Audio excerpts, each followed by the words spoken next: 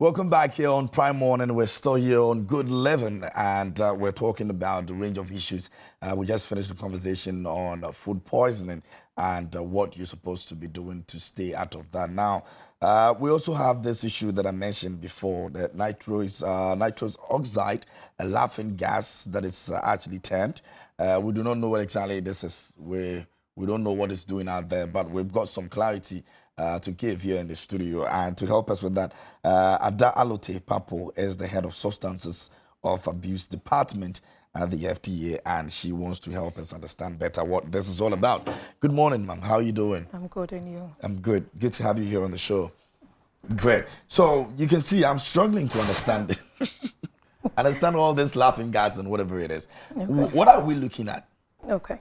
So when we talk about nitrous oxide, which is commonly referred to as laughing gas or happy gas, it is a colorless gas that is very widely used. It's used in the food industry, it's used in the auto industry, and it's also used for medical purposes. In the food industry, it can be used as a propellant for whipped creams. Most bakers and cafes have whipped creams when they use it in baking and also other cafes. And that is what gives that foamy nature. When you press the canister, you get a foamy kind of substance that comes out that you use for your decors. And it's also used as a preservative within the food industry. It's used for helping reduce ripening in fruits. And a classic example I can give for you, you see when you have nuts or crisps, when you hold it, you feel that there are some coated nuts, packaged coated nuts. You feel that there's some kind of gas in it. Yeah. Normally, it is this nitrous oxide that they use, and it is to prevent oxidation so that the nuts can be crunchy anytime you open it. So that is crack, yes. That, yeah. So that is for the food industry. And within for medical use, they are used as anesthetics when they are having minor surgeries. So with that also, dental facilities use it a lot for simple minor surgeries, and it also has analgesic properties as well. For the auto industry, it enhances performance of engines. So you can see that it is something that is very widely used. And if used in the settings that it is recommended for, normally it is safe. Okay. So it is not a bad product as it is. It is the misuse that we want to sensitize people about that we've noted. Okay. So what are some of these misuse we're talking about? Now, in your press, you mentioned about nightclubs and parties. Okay. How does that work? Okay, so what we had noted is that currently some Ghanaians, when they are having parties and at the nightclubs, they get the canisters of the nitrous oxide because they know that it gives them that euphoria effect.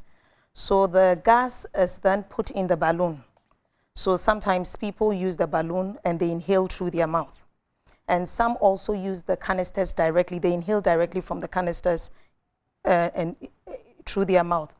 But the canisters, as you know, even when you go to fill your normal cylinders you use at home for cooking, the pressure is so high. So when it is released, and nitrous oxide is very, very cold. So if you're not careful, for some people, they may experience frostbite of their lips, at the throat, the nose. And this high pressure can also have serious implications for the users. Even for medical purposes, it has some potential side effects when they are used. That is how come sometimes you go for a minor surgery after you feel a bit drowsy, you get that relaxed, calm. So that is what people want to experience. That is why they are using it. So at the parties and the nightclubs, when they use them, you see people having fits of giggles for no reason. So that explains. Okay, I'm careful. I don't want to mention the name of the nightclub. So I was actually in one of the nightclubs in Accra, somewhere in Laboni, and all of a sudden I saw people with balloons and whether they inflate the balloons and then they get it stuck on the mouth. Yeah. So I was like, I've been old school, man. I've not been to the club for a long while. When did we start bringing balloons to the nightclub? So I was really curious. Now, I was tempted to ask, but I felt like, okay, it's the other thing that I'm thinking. So I let it alone. I didn't know it had to do with this. Because you see them smiling with the balloon, and you don't know what exactly they're doing with the balloon and smiling. It gives them the fits of giggles and uncontrolled laughter. So even if there's a murder happening right in front of them, they'll still be laughing because they have no control over what is and this the is laughter. a certain gas giving them that feeling? Yes, it's the gas that is giving them that effect. So I'm trying to understand what is. So one of the side effects is also hallucinations. Yeah, because yes. So that is why we found the need to sensitize the general public the moment it came to our attention, so that they would desist from abusing, misusing the nitrous oxide.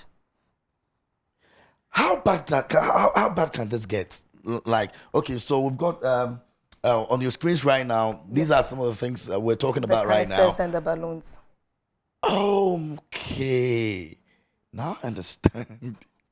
Now I understand. How bad can this get? Okay, so for us, the effect I mentioned earlier is the immediate effect when you use them. For some people, if you're using the canisters direct, depending on your health status yourself, you may die. It can cause you to die immediately after using because the pressure from the cylinder, from the canisters is that high. Wow. And for long term, you will get psychosis, mental health issues, because you are hallucinating. You are going to have impact on your feet and hands. You are going to experience numbness. You're going to get vitamin B12 deficiency, which would have impact on your nerves. So when you look at it, it will reduce your immunity as well. So it has a very dire consequences for those who abuse it. That is why we are pushing the agenda of the public education very hard, so that people will get to understand it, to understand the effects that they will get from misusing this nitrous oxide.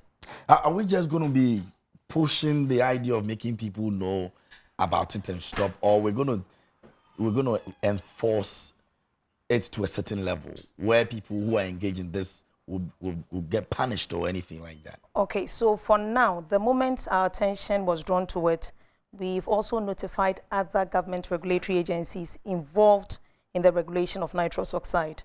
So we are having broader stakeholder engagements, and then we are also developing regulatory measures to address this issue, to ensure that those who genuinely need it for their production will not divert it for misusing by the general public. So that is what we are doing now. So for now, we are putting in regulatory measures to control it so that it will be limited for the people that need it.